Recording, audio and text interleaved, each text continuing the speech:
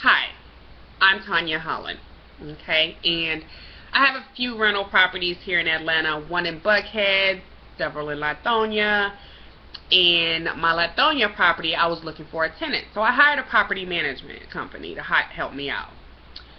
Apparently, the property manager decided he wanted to start seeing my tenant on the side, and she was going through a divorce, which made her, I don't know, a little vulnerable.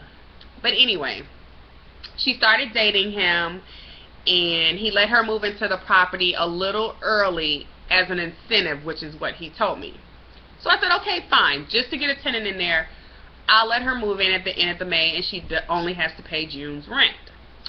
So the tenant moved in June, and I guess her dating rendezvous with the property manager was going great. Then all of a sudden, in I don't know, let's say late July, going into August, I get a phone call that the water has been shut off and I need to get back out there and help her cut it on. So I said, but you've been living there since May. Why haven't you turned the water on in your name? She goes on to tell me, well, the property manager told me that I would eventually get a bill. Okay, but if you've been there since May and we're now going into August of 2013 and you haven't received a water bill, but you've talked to me several times, because I've called you and I've asked you, how's the property? Do you need anything? Are there any problems? You've talked to me several times and never mentioned that the water is not on in your name. But because the county does not turn off the water unless you do not pay your water bill, that is why her water bill got cut off. So I go on to tell her, look, pay your water bill and then your water will get cut back on. But because she broke up with my property manager, she decides that she is going to just move out of the property because he charged her $280 for an insufficient funds fee. Now everybody knows the NSF fee is $35, so for her to call me now complaining that he charged her $208 for a bad check she wrote anyway, my whole thing is, what do you want me to do? You shouldn't have paid $280 for an NSF fee, because first of all, I didn't even know about the NSF fee. I got my money from the property manager and I paid the bills.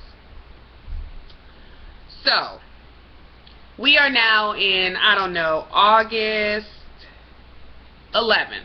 She's still in my property, refused to pay August rent, and I've now had to file an eviction on her.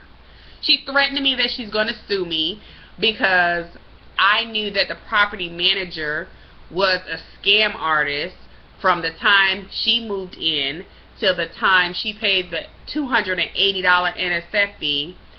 And she said he's a scam artist because she's been doing research on him and it shows that he doesn't pay his own bills.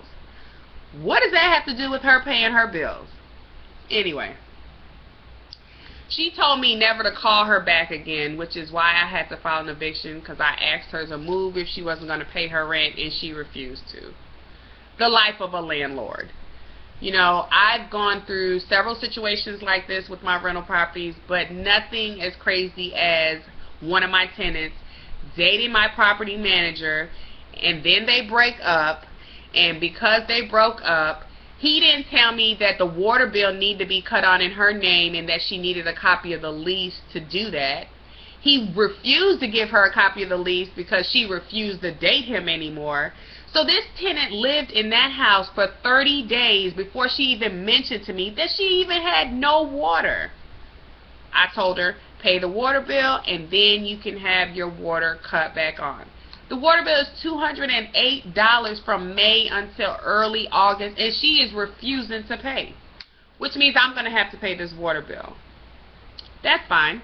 I'll send her to collections and we'll resolve it that way. But at the end of the day, no one told her to date my property manager. If she knew she had just gotten out of divorce, she should have been smart enough to know better. At the end of the day, this is my story about being a landlord in Atlanta, Georgia.